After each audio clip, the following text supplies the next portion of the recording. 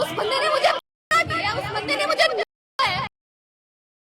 टांगों के नीचे लेकर मुझे नीचे से मेरा मुंह ऐसे ऐसे मुझे, और थाने वाले ऐसे गंदी नियत से औरत को देखते हैं जैसे खुलेआम मंडी लगी हो, ऊपर से लेकर नीचे तक ताड़ गए वो लोग।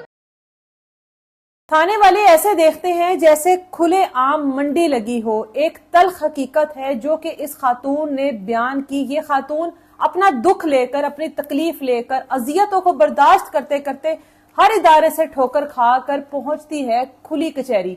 जब खुली कचहरी पहुंचती है और बताती है कि मैं कहां कहां से धक्के खाकर यहां तक आई हूं। इस खातून की जो वालिदा है वो माजूर है, बाप जो है वो मेहनत मजदूरी करता है। ये खातून कहती है कि मैं कई कई दिन पार्किंग में सोती रही, लेकिन अभी तक मेरी कहीं पर सुनवाई नहीं हुई। जब मैं थाने पे जाती हूँ तो मुझे ये कहा जाता है कि ये औरतों की लड़ाई है। औरतों की लड़ाई ये कैसे हो सकती है जब मुझे एक मर्द।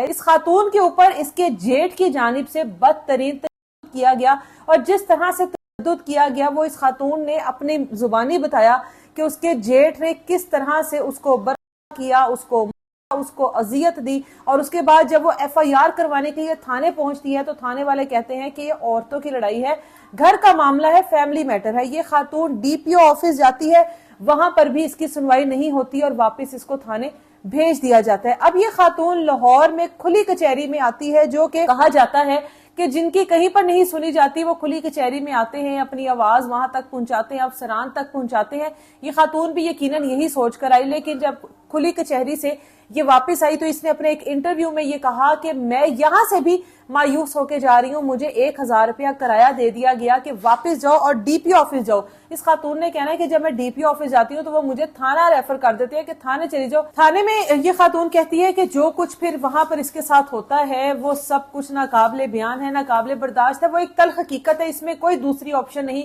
कि खवातीन के साथ थाने कचहरियों में क्या हाल होता है। खातून कहती है कि अगर वाकई में मरियम नवाज साहिबा के लिए खवातीन जो है वो रेड लाइन होती तो आज मैं इस तरह से ख्वार ना हो रही होती। मेरे जेठ को पकड़ा जाए, उससे पूछा जाए कि उसने मेरे ऊपर इस तरह से तशद्दुद क्यों किया, उसको सजा दी जाए, फिर मैं समझूंगी कि इस मुआशरे में औरत की कोई इज्जत है, औरत को कोई तहफ़्फ़ुज़ है। नहीं तो ये जो बातें की जाती हैं कि औरतों को तहफ़्फ़ुज़ देंगे, हर औरत, माँ, बहन, बेटी मेरी अपनी है, तो इस तरह की बातें ना की जाए जब तक औरतों को मुकम्मल तौर पर तहफ़्फ़ुज़ ना दिया जाए।